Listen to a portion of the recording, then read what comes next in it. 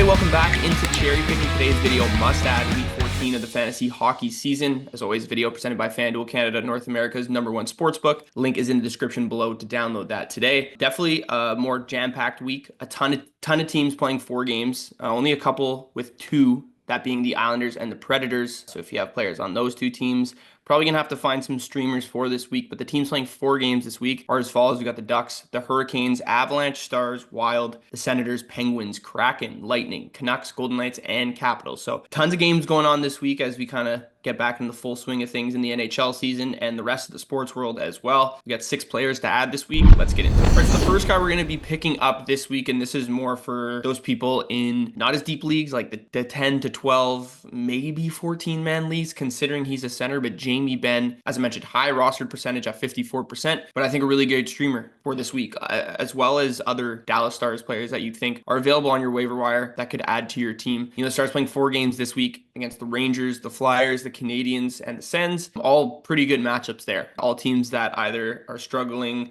defensively or with their goalies right now, especially with the Rangers, considering Igor Shesterkin is now on the IR. Jamie Benn playing on that second line with Duchesne and Wyatt Johnston. Definitely a different look of a line. Duchesne having a big resurgence year. Johnston, a little bit of a slow start, but continues to create a ton of offense. I feel like we're going to see him have a big second half of the season, and hopefully Jamie Benn can be a beneficiary of that, at least this week. He's playing on the first power play, and since December 2nd, I think this is the biggest note as to why he's a good streamer for this week and a good pickup. He's 5th in individual expected goals for, so creating a lot of offense on his own, and then also playing with a ton, or 2 guys that create a lot of offense on their own and for their line mates as well. I know at one point I probably said that Jamie Benn was a sell high this year, definitely last year at some point, because his shooting percentage at the beginning of the year, right along with Tyler Seguin, was super high. I don't think he's necessarily someone you want to keep on your roster for the entire season, but a great option this week considering the matchups and the role he has in the Stars lineup right now. All right, the next guy we're picking up, Dylan Holloway on the St. Louis Blues, 39%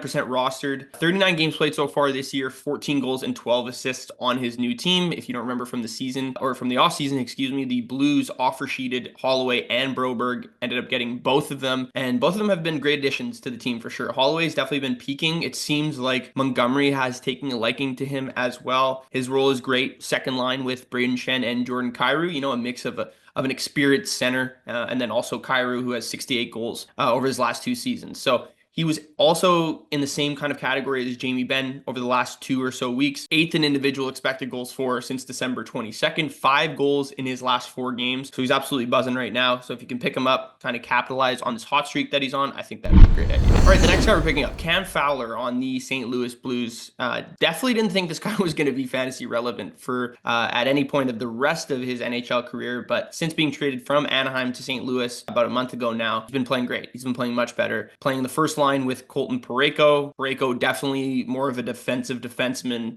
Fowler definitely has the duties of, you know, kind of breaking out the rush and then also handling the puck in the offensive zone a little bit more. Also playing on the first power play. 2 goals in his 1,000th NHL game that he had was actually luckily in the Winter Classic as well against Chicago. So obviously a really great moment for him there. As I mentioned, kind of he was very unhappy in Anaheim. It seemed like over the past year and a half, obviously just an organization that's not headed in the right direction, especially a guy who's at the tail end of his career, wants to be on a team that's, you know, has a little bit better fortune. And I think since Jim Montgomery has come over, that's been the case. And, you know, I think in the summer, after not getting moved at last year's deadline, he altered his team no trade list to get it a little bigger, expand it a little bit more, so he has a few more options to get traded. And look, I listened to an interview that Elliot Friedman did on 32 Thoughts with Jake Neighbors, obviously another player on the St. Louis Blues. Seems like they have a very, very tight-knit group in St. Louis, which is, I think, something that Cam Fowler was kind of looking for. So I think if he's obviously in a better mood, he's going to be playing a little bit better, and that has shown so far since he's been in St. Louis. All right, now we get into the guys less than 15% rostered, and the first guy we're looking at this week, Victor Olofsson on the Vegas Golden Knights. I've talked about him a ton on this show this season. Really like what this guy has done when he's been on the ice for the Vegas Golden Knights.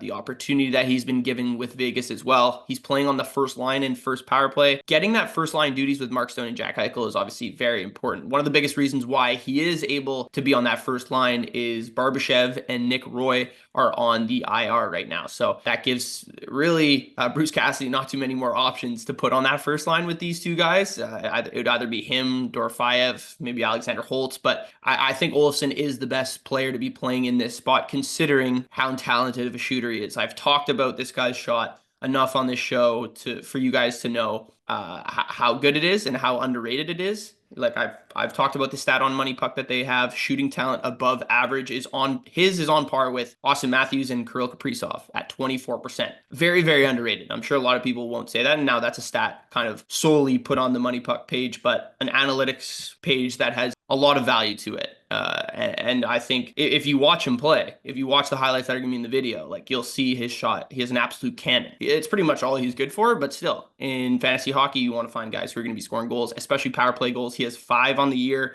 He's been playing a little bit better recently. Over the last 4 games, he's top 5 on their team in individual expected goals for. And then playing with Jack Eichel and Mark Stone is so important. Jack Eichel's having a MVP type season, in my opinion, and at home this year, it seems like he has an assist pretty much every game, if not 2 assists. So Olofsson's a great streamer this week, considering Vegas plays 4 games, and I think we're going to see him find, a couple goals this week against some of the matchups that they have. All right, the last guys we're going to be talking about here is kind of a 2-for-1 with Shane Pinto and Ridley Greig on the Ottawa Senators. Pinto 6% rostered, Greig 1% rostered.